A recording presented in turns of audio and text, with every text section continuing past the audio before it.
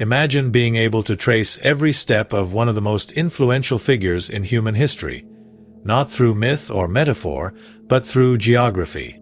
In this journey, we're going to follow the entire life of Jesus of Nazareth on a map.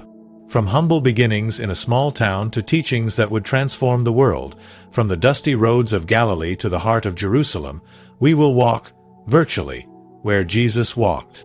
This is not just a story of faith. It's a story rooted in history, culture, politics, and real-world locations that still exist today. Whether you are a believer, a skeptic, a history buff, or simply curious, this exploration across time and terrain will give you a fresh perspective on the life and legacy of Jesus. Let's begin where the story begins, before Jesus was even born. Our story starts not in Bethlehem, but further north, in a small town called Nazareth. Today, Nazareth is a large and vibrant city, but in the first century, it was a modest village in the region of Galilee. This is where a young woman named Mary lived.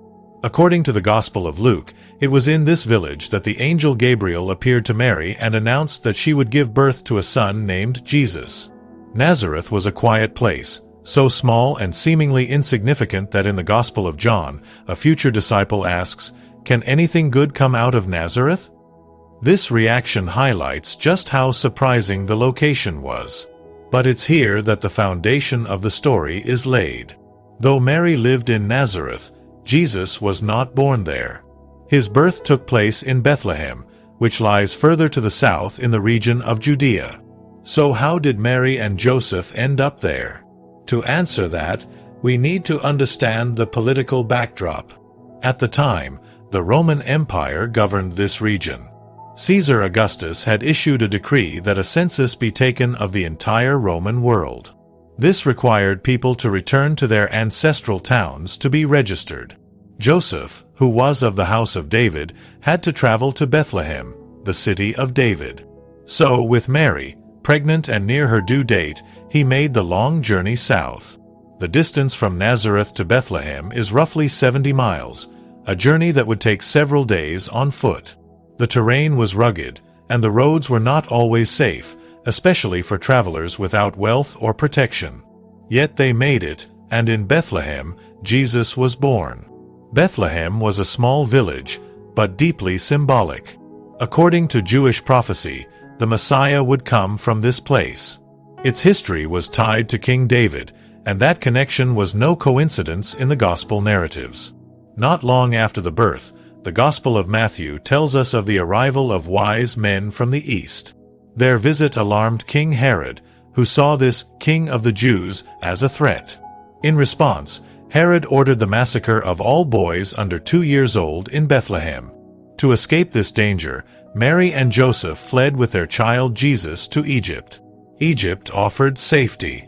It was outside Herod's jurisdiction, yet still within the Roman Empire. The Bible doesn't specify exactly where in Egypt they stayed or how long they remained, but tradition speaks of several places where the Holy Family may have lived. This early chapter of Jesus' life marks him as a refugee, fleeing violence and persecution. Eventually, after Herod's death, Joseph was told it was safe to return. But rather than settling in Bethlehem, they went back to Nazareth in Galilee, avoiding Judea where Herod's son Archelaus now ruled. And so, Jesus grew up in the town where his story first began. The Gospels provide little information about Jesus' early years. But we do get a glimpse when Jesus is 12 years old. Every year, Mary and Joseph would travel to Jerusalem for the Passover festival, a journey of about 80 miles. When Jesus was 12, they made the trip again. On the way home, Mary and Joseph realized Jesus wasn't with the group. After 3 days of searching, they found him in the temple in Jerusalem, sitting among the teachers, asking questions, and amazing everyone with his understanding. This moment reveals two things: Jesus' spiritual depth, even as a child, and the connection between regions. People moved from Galilee to Judea regularly, especially for religious festivals. These places were connected by well-used trade routes and roads built under Roman rule. After this episode, Jesus returned with his parents to Nazareth. Then comes a long silence in the historical record. Nearly 18 years pass without detail. It is generally believed that Jesus remained in Nazareth during this time, learning and working, likely as a carpenter, as his father Joseph had been. Around the age of 30, Jesus re-emerges. His public ministry begins, and with it, the story starts to move again. One of the first locations we encounter in this new phase is the Jordan River. Here, Jesus meets a charismatic and radical preacher known as John the Baptist. John was baptizing people in the river and calling them to repentance. When Jesus arrives and is baptized by him, it marks the start of his mission. According to the Gospel accounts, as Jesus is baptized, the heavens open, the Spirit descends like a dove, and a voice declares, "This is my Son, whom I love. With him I am well pleased." This event likely took place near a location known in the Gospels as Bethany beyond the Jordan, what is now modern-day Jordan, east of the river. Archaeological work has uncovered ancient churches and structures in this area, and it's one of the few moments in Jesus' life that scholars can confidently tie to a specific place. After his baptism, Jesus doesn't immediately start preaching. Instead, he withdraws into the wilderness. The Gospel of Matthew tells us that he fasted for 40 days in the desert, where he was tempted by Satan. This wilderness was likely the Judean desert, an area of rocky hills and harsh terrain, possibly near Jericho. It's a place of silence and solitude, far from the villages and synagogues. Here, Jesus faces a series of temptations involving hunger, power, and pride. But he resists each one. This period prepares him for the intense and challenging work ahead. With his baptism behind him and his spiritual resolve tested in the wilderness, Jesus returns to civilization and begins to teach, to gather followers, and to perform the miracles that would define his ministry. In the next part of our journey, we'll follow him as he returns to Galilee, moves to the town of Capernaum, performs his first miracle in Cana, and begins to shape a message that would ripple through history. Let's continue exploring the life of Jesus, one step, one town, and one map marker at a time. After emerging from the wilderness, Jesus begins his public mission. His first destination is not Nazareth, where he grew up, but a town called Capernaum, located on the northwestern shore of the Sea of Galilee. Capernaum would become his base of operations. It was a small fishing village, but strategically important. Located near major trade routes, it was a crossroads where Jewish and Gentile cultures intersected. This setting made it the perfect launching point for a message that would ultimately extend far beyond Israel. Here in Capernaum, Jesus called some of his first disciples, fishermen like Peter, Andrew, James, and John, men who lived and worked along the shores of the Sea of Galilee. This lake, more than 600 feet below sea level, is the lowest freshwater lake on Earth. In Jesus' time, its shores were lined with towns and villages, full of people fishing, farming, and trading. Jesus began teaching in synagogues around Galilee, and word quickly spread about his wisdom and authority. It was also in this region that he began performing miracles, healing the sick, casting out demons, and even calming the waters of the Sea of Galilee during a storm. These acts weren't just signs of compassion, they carried symbolic meaning. In a region under Roman oppression and full of hardship, these miracles brought hope and challenged the existing structures of power and religion. One of his earliest public miracles occurred in a town called Cana, also in Galilee. According to the Gospel of John, Jesus attended a wedding there, and when the wine ran out, he turned water into wine. This was his first recorded miracle, a quiet, almost private moment, but one that marked the beginning of his signs. Cana is located just a few miles northeast of Nazareth. It was a close-knit community, and the event reveals something intimate about Jesus' early ministry. He wasn't just a distant teacher, he was part of real-life celebrations, traditions, and families. From Cana and Capernaum, Jesus traveled across Galilee, towns like Bethsaida, Magdala, Chorazin, and Nain, all locations we can still identify today. Each place adds another layer to his message and his journey.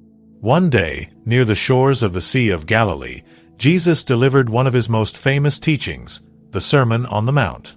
Scholars believe this may have taken place near a hillside just outside Capernaum. In this sermon, Jesus outlined the values of his kingdom: humility, mercy, peace, righteousness, and love for enemies. Blessed are the poor in spirit. Blessed are the peacemakers. These words would echo across time and geography, challenging not just Roman power but the human heart.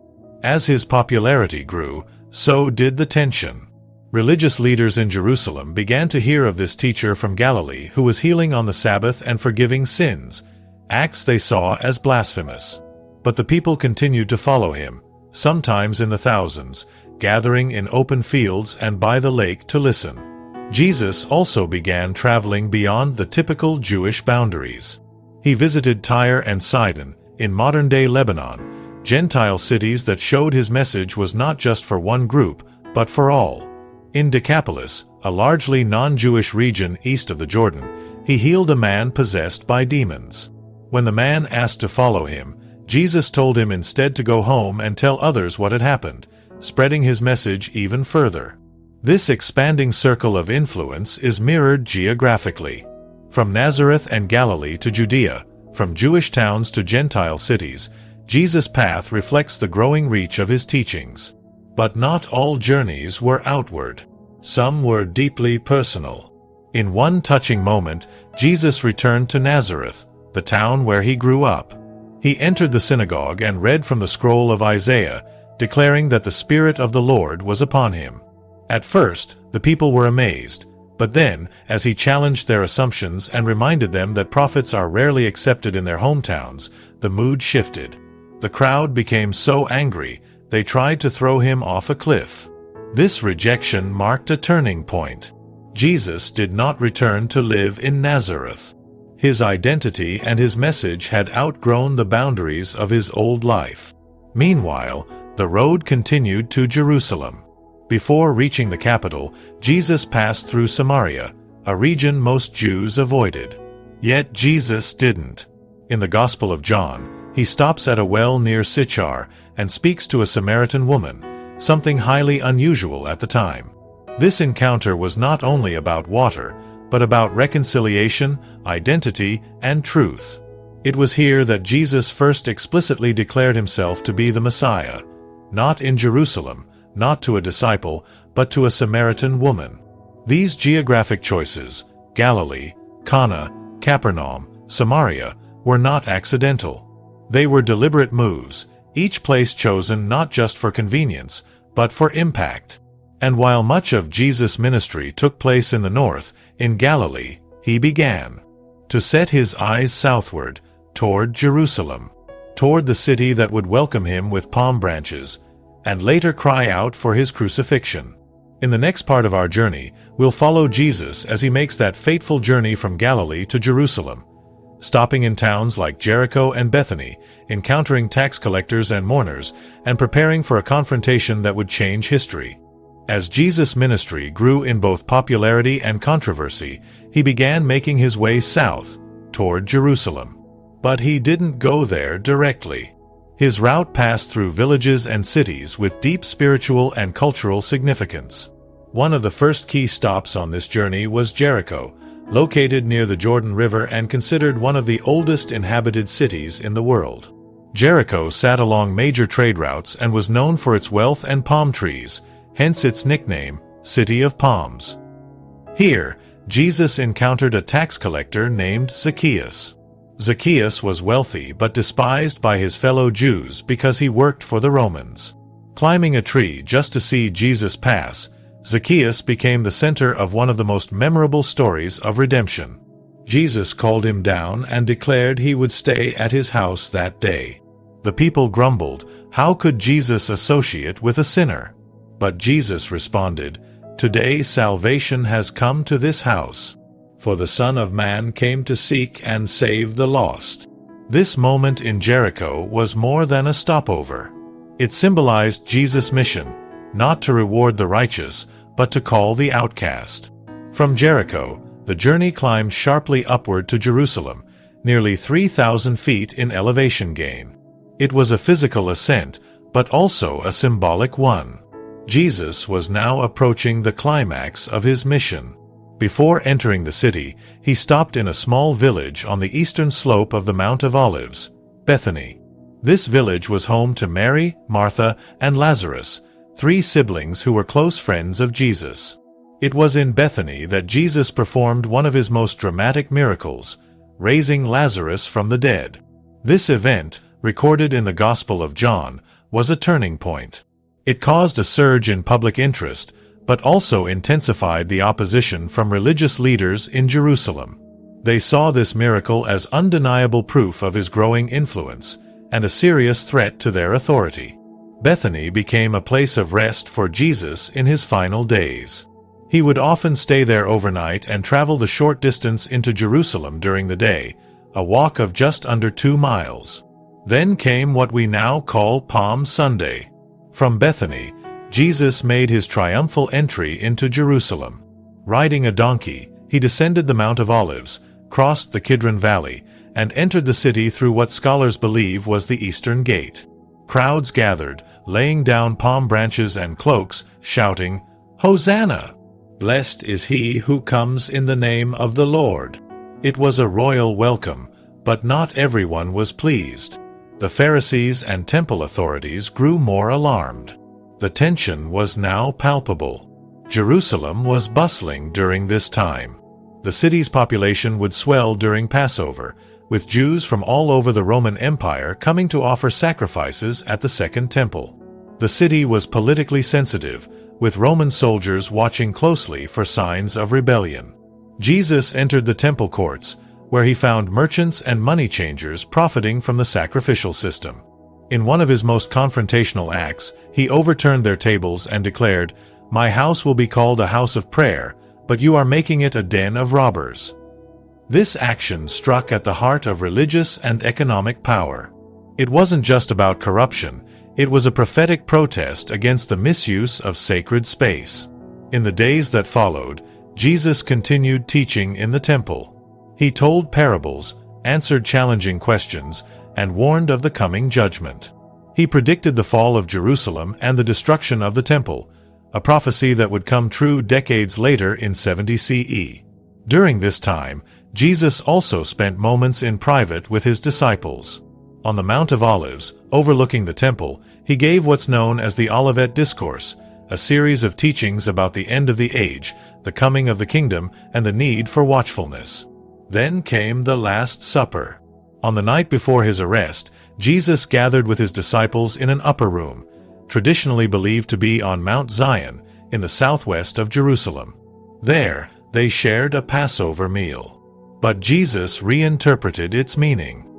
He broke bread and said, "This is my body." He passed a cup of wine and said, "This is my blood of the covenant, poured out for many." After the meal, they sang a hymn and walked east across the city. Crossing the Kidron Valley once again, they arrived at a garden at the foot of the Mount of Olives, Gethsemane. There, under ancient olive trees, Jesus prayed in agony, asking if the cup could pass from him. But he concluded, "Not my will, but yours be done." This moment was one of emotional and spiritual surrender. Soon after, Judas arrived with soldiers. Jesus was arrested and taken away, first to the house of the high priest, then to Pilate, the Roman governor. In the next chapter of this journey, we'll walk through the events of Jesus' trial, his path to the cross, and the final locations that marked his crucifixion and resurrection. All of it, mapped and marked in the very stones of Jerusalem. Jesus was arrested at night in the Garden of Gethsemane, just east of the old city of Jerusalem. It was a place he had often visited with his disciples, a quiet, olive-covered hillside beneath the Mount of Olives. But now it became the site of betrayal. From Gethsemane, he was taken first to the home of Annas, the former high priest, and then to Caiaphas, the current high priest. The location is believed to be in the upper city, what we now refer to as Mount Zion. Here, he was interrogated by religious leaders in a hurried, late-night trial, full of accusations and conflicting testimonies. Peter, who had followed at a distance, waited in the courtyard. There, as Jesus had predicted, he denied knowing him, 3 times, before the rooster crowed. At dawn, Jesus was taken across the city to Pontius Pilate, the Roman governor. The likely location of this hearing was the Antonia fortress, which stood beside the Temple Mount. Pilate questioned Jesus and found no guilt in him. But under pressure from the crowd and religious leaders, he eventually gave in. Jesus was then sent briefly to Herod Antipas, the ruler of Galilee, who happened to be in Jerusalem. Herod mocked him and sent him back to Pilate. And so, condemned by both Roman and Jewish authorities, Jesus was sentenced to die. The Roman soldiers scourged him, mocked him with a crown of thorns, and led him through the streets of Jerusalem toward a hill just outside the city walls, Golgotha, also called Calvary. The route he walked became known as the Via Dolorosa, the Way of Suffering. Today, it's marked as a winding path through the old city of Jerusalem, with stations commemorating moments along the way, such as when he fell, when Simon of Cyrene helped carry the cross, and when he spoke to the women of Jerusalem. Golgotha, meaning place of the skull, was likely located just outside the city's northwestern gate, near a busy road. It was common for the Romans to execute criminals in public spaces, to send a clear message of deterrence. The exact location is debated, but most scholars and archaeologists point to the area now enclosed by the Church of the Holy Sepulchre. There, on a rocky outcrop, Jesus was crucified between 2 thieves. It was about 9 in the morning. By noon, the sky grew dark. At around 3 in the afternoon, Jesus cried out with a loud voice and breathed his last.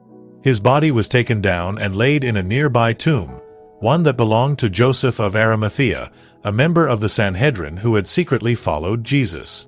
The tomb was carved out of solid rock, located in a garden close to the site of the crucifixion. The entrance was sealed with a large stone. That night, Jerusalem remained silent. The hopes of many were buried with him. But the map of Jesus' life did not end there. 3 days later, early in the morning, women came to the tomb, among them Mary Magdalene and Mary the mother of James. But the stone was rolled away, and the tomb was empty.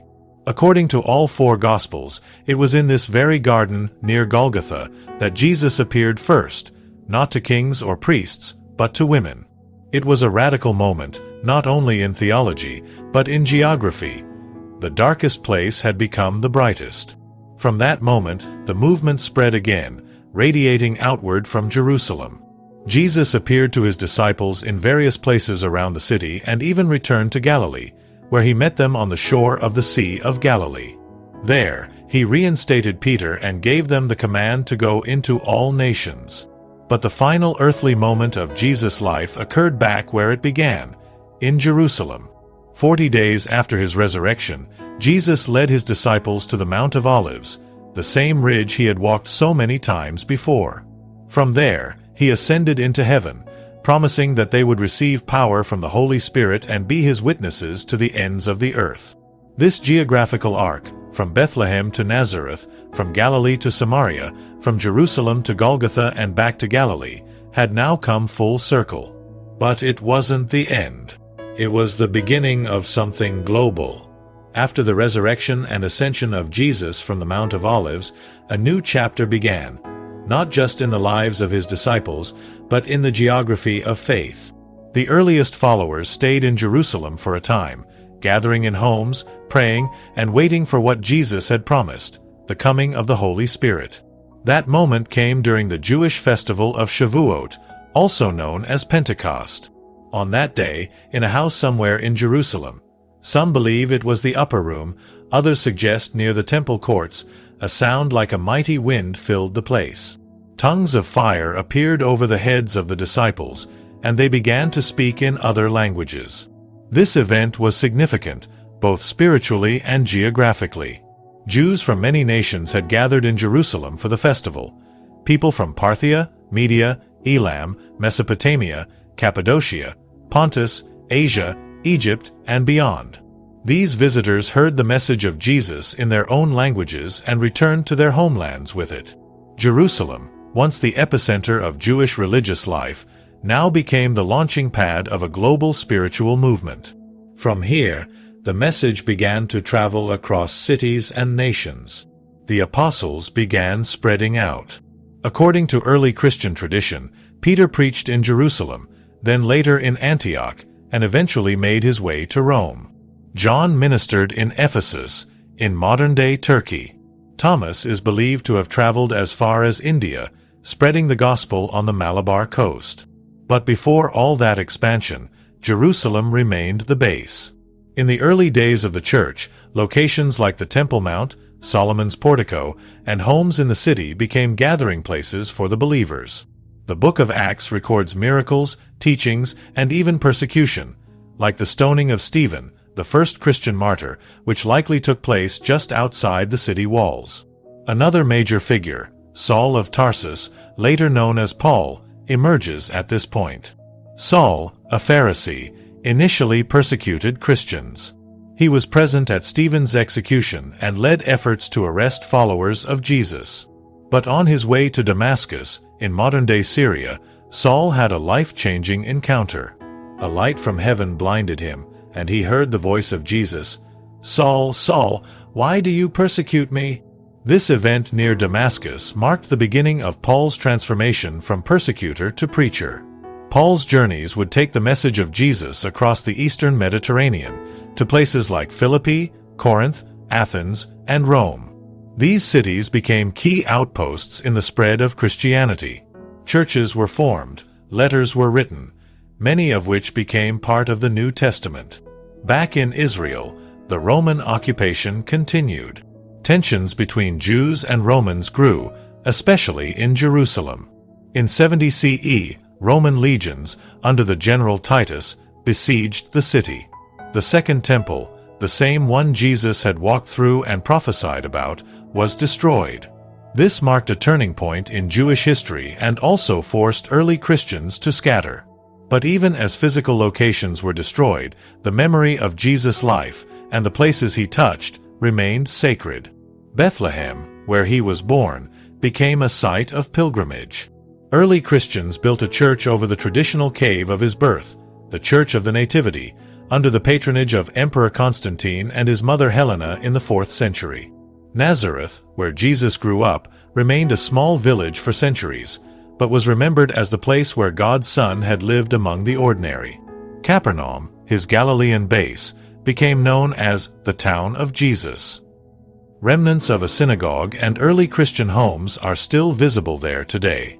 Jerusalem, with its Mount of Olives, Garden of Gethsemane, Golgotha, and the empty tomb, became the heart of Christian pilgrimage. Helena, the mother of Constantine, also identified the location of the crucifixion and resurrection, leading to the construction of the Church of the Holy Sepulchre in the 4th century.